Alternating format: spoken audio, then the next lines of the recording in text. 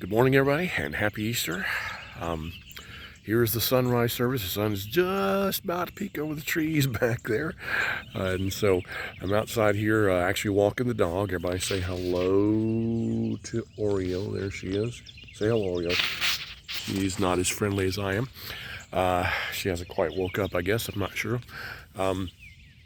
Just wanted to say happy Easter. Like I said, it was going to be a sunrise service today. So I just want to talk quickly about the resurrection and then what I said I was going to cover as we're coming up to this. We've been talking about the evidence.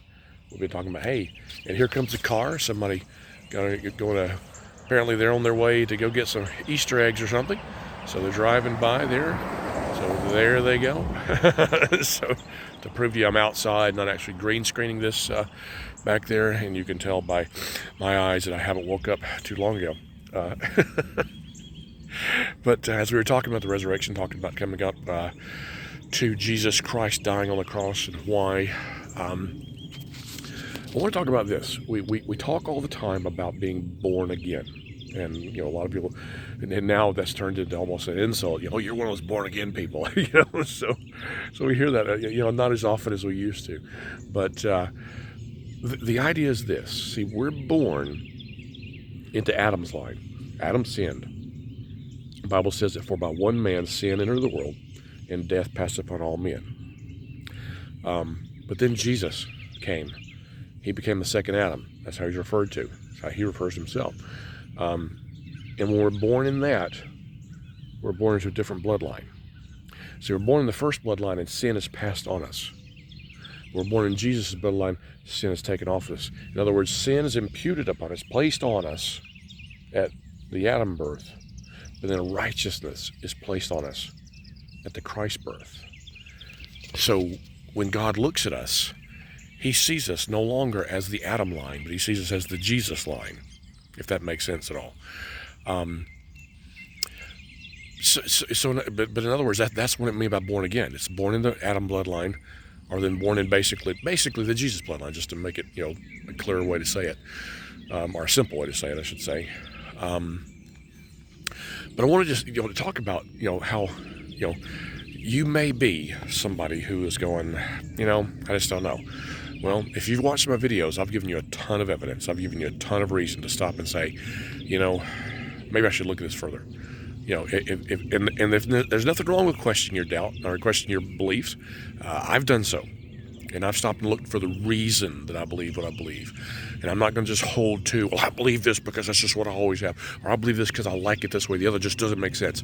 I've actually looked at the reason and the evidence behind my belief and decide whether or not I'm going to go there. And that's where I am. I think you have reason to look at this today. There was an empty tomb. And there's plenty of reason to believe that Jesus got out of that tomb and walked. The whole world has been changed by this one man. It's worth looking into. You should look into it. All you have to do is say, God, I want to know. I want to understand. But let's say that today you have decided, I'm convinced. Let me tell you, all you got to do is just say, Jesus, I want to be part of you. I want to be born in that bloodline. Just like I was born in the Adam bloodline, I want to be born in the Jesus bloodline. And I want my sins washed away. I want when God looks at me, I want him to see me as the righteous one, just like you. Because that's why God sees us. Righteous and pure, just like he sees Jesus. Now, we know we're not. And that's why I call this the show, The Wicked Man. And I've said this all along. I told you about the story of Peter coming to Jesus after them catching all those fish, where he cast nets on one side, didn't catch any fish. Jesus said, cast them on the other side. They caught more fish than they could carry. They had to get other boats over. And the closer he got to Jesus, the more he realized that Jesus was an awesome something that he needed to deal with, he needed to think about. And he came up and he said, hey, go away from me because I'm a wicked man. When he said that, he was realizing that Jesus was something different, something special. And so I say that, I said that in my video, the closer we get to Jesus, the more we realize that we're just wicked. And, I keep that in my mind, not so that I can feel defeated, not so I can constantly say, well, I've got to earn my way.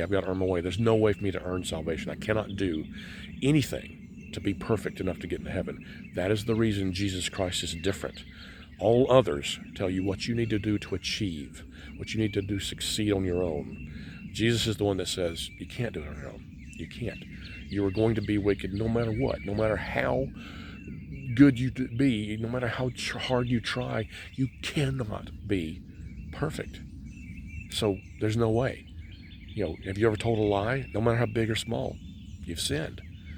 Have you ever taken something, no matter how big or small, then you've stolen. You ever looked at somebody with lust in your heart? Then you've committed adultery. That's the way the Bible describes it. It's like you've thought this and you've done this already. The sin is there already. We are born with it. And once we come to the point where we realize that we have it, then we have to be born again to do away with it, to take away with it, to be seen as righteous in God's eyes again. And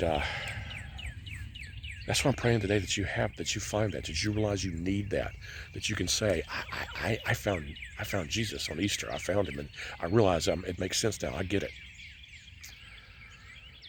Now, some of you may be watching, and probably most of you may be watching, and say, yeah, I did that a long time ago, and Easter's great. I celebrate Easter because it's the day of my resurrection, Lord. But I want this message to be valid to you as well. Let me put it this way. The Israelites left Egypt after all the plagues and stuff. They were allowed to leave Egypt. They were left slavery. And the first thing they came across was the Red Sea. And when they kept up, they was like, what are we going to do? And God parted the Red Sea, and they walked through. Once they got on the other side, the Red Sea closed behind them. They got to salvation side, and that closed behind them. They can't go back. You cannot undo your salvation. You've accepted Christ, and you're on the other side of it. You're on the saved side of things. But the problem is this. They got to the promised land. And even after all they'd seen, they're like, oh, no, I don't know. I don't know if we can do this. I don't know. I'm not sure if I trust it. And so they didn't go in the promised land. So they wandered for 40 years until they finally came back. Now, when they came back, they had to cross another body of water. It was the Jordan River. But this time things were slightly different. The soles of the feet of the priest leading the people in had to touch the water before the water parted. So it was more of an act of faith. Once they did, they crossed through to the promised land side of the river. And that's what I want to say to us today. Jesus Christ is not just hey, let me get a free ticket to heaven and I'm done. Jesus Christ is more than that. He wants to be the leader of our life. He wants to be in control of our life. He doesn't want us saying, I'm going to go my way, but thank God I'm going to get to heaven someday. And then just continue living how we want, even if we live a good life. If we haven't given him control, if we're not seeking, God, what do you want me to do? What do you want me to do? I hear people all the time saying, is it okay for Christians to do this? Or is it okay for Christians to do that? And I'm telling you, when you do so, you're asking the wrong questions. God doesn't want us to say, God, how far away from you can I get before I've gone too far? He wants us to say, God, take control and just lead my life and rule my life. Live as though Christ has appeared in your shoes and you've totally vanished. That's what it should be like. And that's what being on the other side of the Jordan does. We can wander for years in the wilderness. We're on the salvation side, so it's okay. But God says, I've got so much more for you just on the other side. And all it takes is you in that faith, stepping on that water, stepping into that, I want to be on the other side. I want to be so excited about my life, so filled with joy, filled with purpose, filled with knowing that Jesus Christ is running things. He's ruling my life. I'm telling you, it's a hard thing to do. I understand. I could not necessarily say that I've given Christ total control of my life. I really can't say that. But that's what he wants of us. That's what he wants us to do every day. That's what I'm striving to do. And that's what I want from you today on Easter. Not just to say, yay, thank God he rose again, and leave it at that.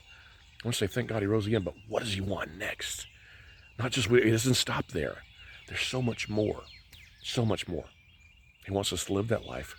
We're supposed to live as though he rose and he now lives here. Because I'm telling you, I know we don't really see it, but the sun has risen. And we're supposed to live for him. He's supposed to live through us. Are you living like he's living through you? I know you. I know me. We're all sinners. And it's hard to do. I know it's hard for me. Because you know me. You know what I'm going to say. I'm a wicked man.